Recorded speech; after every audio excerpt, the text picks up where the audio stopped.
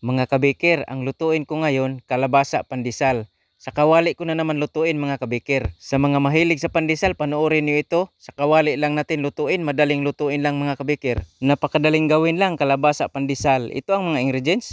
1/2 cup na pinalambot na kalabasa, 1 and 3/4 cup first class flour or bread flour, 1 tablespoon sugar, 1/2 teaspoon salt, 1 teaspoon instant dry yeast.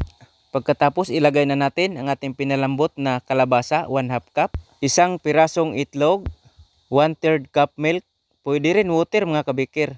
Durugin lang natin ang kalabasa, pagkatapos haluin natin mga kabikir. Kapag nagdikit-dikit na, ilagay na natin ang ating 1/8 cup margarine. Tuloy lang ang paghalo. Nagdagdag ako ng kunting harina mga kabikir dahil basa yung masa ko. 4 minutes ko itong mix. Pagkatapos binaston ko na kaagad. Pagkatapos baston, iginulong ko na sa ating breadcrumbs.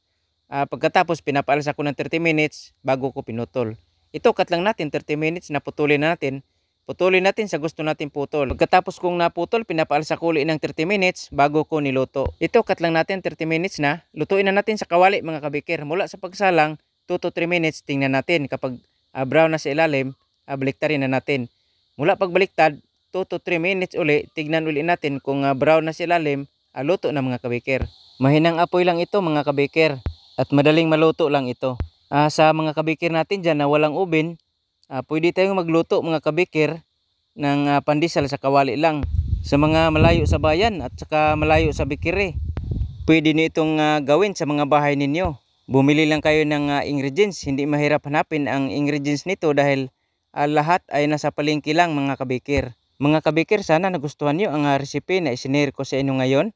Itong kalabasa pandesal na niluto lang natin sa kawali.